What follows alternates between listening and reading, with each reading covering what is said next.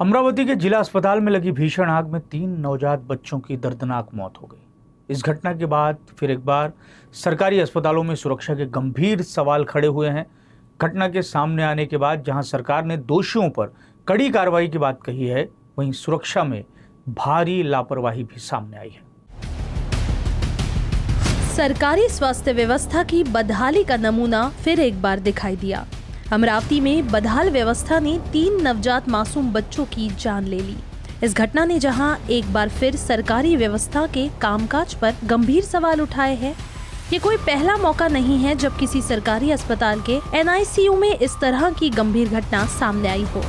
बहरहाल अमरावती महिला अस्पताल में सामने आई घटना पर सरकार की सख्त टिप्पणी फिर एक बार सामने आई है। अतिशय दुर्दैवी प्रकार आहे। उच्चस्तरीय चौकशीचे आदेश तर दिलेच आहेत, पण सातत्याने जे NICU असतात त्याच्यामध्ये आपण फायर ऑडिट करत असतो।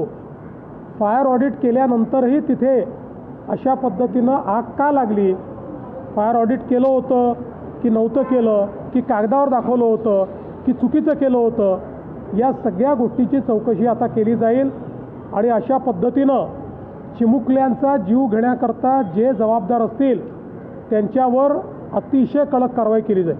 मुख्यमंत्री का कहना है कि सरकार किसी भी दोषियों को नहीं बख्शेगी, लेकिन सवाल ये है कि इतनी घटनाएं होने के बावजूद नवजातों की सुरक्षा अब तक पुख्ता क्यों नहीं हो पा रही है।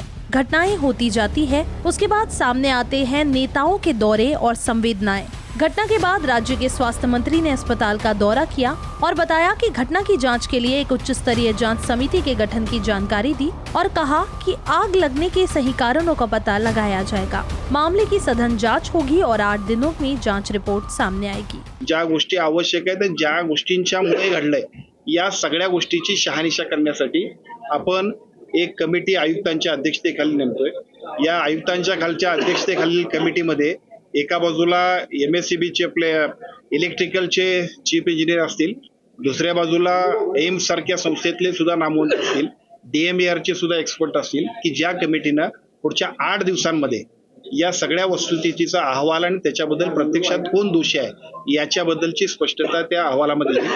त्या अहवालानंतर जे याच्यामध्ये ज्यांनी याच्यामध्ये दुर्लक्ष केलं असेल, ज्यांच्यामुळे या घटनाक्रमाला जे जबाबदार असतील, त्या सगळ्यांच्यावरती अतिशय कडक कार्रवाई करण्याबद्दल त्या अहवालाप्रमाणे आम्ही पुढे जाणार आहोत। इस तरह की घटना सरकार किसी की भी होती रहती है, लेकिन जब घटना हो जाती है उसके बाद शुरू हो जाता है एक दूसरे पर आरोप प्रत्यारोप का दौर। इस घटना के बाद विपक्ष सरकार पर निशाना साध रहा है। भंडारा में इसके पहले हुआ था और अमरावती में भी हुई थी ये घटना। आज कल जो ये घटना घटी, इसमें से 3 बच्चों की डेथ हो गई। अब मुझे बताइए, आश्रम स्कूल में अगर स्नेक बाइट से बच्चों की डेथ होती है तो उसके संस्था के ऊपर कार्रवाई की जाती है, उसको संस्था चालक को दोषी पकड़ाया जाता है। तो फिर ये डिपार्टमेंट के मंत्री जो हेल्थ के, ये भी तो चालक ही है। फिर इनके ऊपर आज ये इनके ऊपर अटेम्प्ट टू मर्डर का गुनाह क्यों नहीं? इसके लिए हमारी मांग है कि यह सरकार के ऊपर ये गुनाह दाखिल होना चाहिए। उन बच्चे के लिए हॉस्पिटल का ऑडिट नहीं किया गया, हॉस्पिटल में सुविधा नहीं, जो वेंटिलेटर थे वो वेंटिलेटर PM केयर फंड से आए थे दिल्ली से, जिसका कोई उपयोग ही नहीं है। हजारों करोड़ों हजारों वेंटिलेटर ऐसे ही पड़े और वही वहाँ पे वापर किया जाता था। आज इस बच्चे के लिए जिम्मेदार महाराष्ट्र की सरकार है, महाराष्ट्र का हेल्थ डिपार्टमेंट है और हेल्थ डिपार्टमेंट के ऊपर ये गुनाह दाखिल होना चाहिए। सरकार अपनी स्वास्थ्य सेवाओं में हजारों करोड़ रुपए खर्च करती है, बावजूद इसके इस तरह की घटनाओं का सामने आना एक तरह से शोक की ही तरह है। किसी भी अस्पताल में NICU जैसी गंभीर जगह में सुरक्षा व्यवस्था के ठप पड़ जाने को गंभीरता की किस श्रेणी में रखा जाए, ये सवाल ही मानो इस घटना में बेईमानी जैसा साबित हो रहा है। आग लगते ही घटना के बाद आग बुझाने में मददगार साबित होने वाला स्प्रिंकल ही बंद था। ये गंभीर जानकारी खुद जिलाधिकारी ने दी। फायर ऑडिट हे दरवर्षीप्रमाणे याही वर्षी त्या ठिकाणी त्यांनी अप्लाय केलेलं आहे. आता ते एक एजन्सी नेमणूक करून त्याचं ते फायर ऑडिट करत असतात. आणि राहिला प्रश्न त्या जे स्प्रिंकलर्स जे चालू नाही झाले तर आता फॉगर्स किंवा स्प्रिंकलर जे चालू नाही झाले तर आताच जे PWD इलेक्ट्रिकलचे पण कार्यकारी अभियंता आहेत त्यांनी सांगितलं की नॅशनल बिल्डिंग कोडच्या अनुसार जे ऑपरेशन थिएटर म्हणा किंवा आपले जे अशा पद्धतीचे जे NICU आहे त्याच्यामध्ये आपण हे जे स्प्रिंकलर्स आहे ही सिस्टीम त्या ठिकाणी लावत नाही. आणि आपण जे एक प्रकारचं मॅन्युअली आपण फायर एक्सटिंग्विशर जे वापरतो आपले जे CO2चे तेच आपण त्या ठिकाणी वापरत असतो असं त्यांचंही आहे. पण ज्या अर्थी आता आपण तिथे सिस्टीम लावलेली होती आणि ती योग्य वेळ काम नाही केली तर त्याची पण आपण चौकशी त्या ठिकाणी करणार आहे. पण ही वस्तुस्थिती आहे की ते स्प्रिंकलर सिस्टीम काम नहीं केलं. ये स्थिति तब है जब इसी अस्पताल में आग लगने की घटना 2023 में एक बार पहले भी सामने आ चुकी है। इसी वर्ष नागपुर के डागा मेमोरियल सरकारी अस्पताल के SNCU यूनिट में स्पार्किंग के बाद आग लगने की घटना हुई थी। हालांकि राहत की बात रही कि इस घटना में कोई हताहत नहीं हुआ। 9 जनवरी 2021 में विदर्भ के ही भंडारा में आग लगने की घटना तो कभी भुलाई ही नहीं जा सकती। इस घटना में 10 मासूम बच्चों की झुलसने और दम घुटने से मौत हो गई थी। ऐसे हादसों में सरकारी जिम्मेदारी जांच और मुआवजों तक सीमित हो जाती है, लेकिन उस दर्द का क्या जिनकी जिंदगी की उम्मीद ही ऐसी घटनाओं में झुलस जाती है।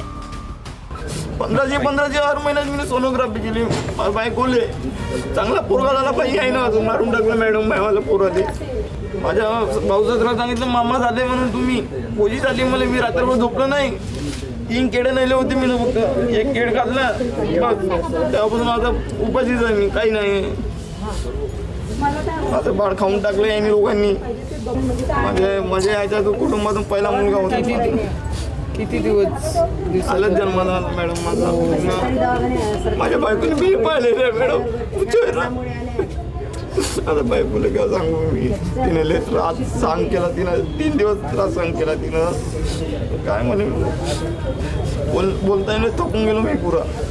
घटना के बाद जिलाधिकारी के सामने आए बयान में बताया गया कि अस्पताल के फायर ऑडिट के लिए अप्लाई किया गया था और ये प्रक्रिया जारी है। सरकारी सिस्टम की इस लिपापोती जवाब के बीच कुछ जाबाज ऐसे भी हैं जिन्होंने पूरी ईमानदारी से अपनी ड्यूटी निभाई। अमरावती की इस घटना के दौरान अस्पताल में काम करने वाली कई नर्सों ने अपनी जान जोखिम में डालकर कई मासूमों की जिंदगियां बचाई।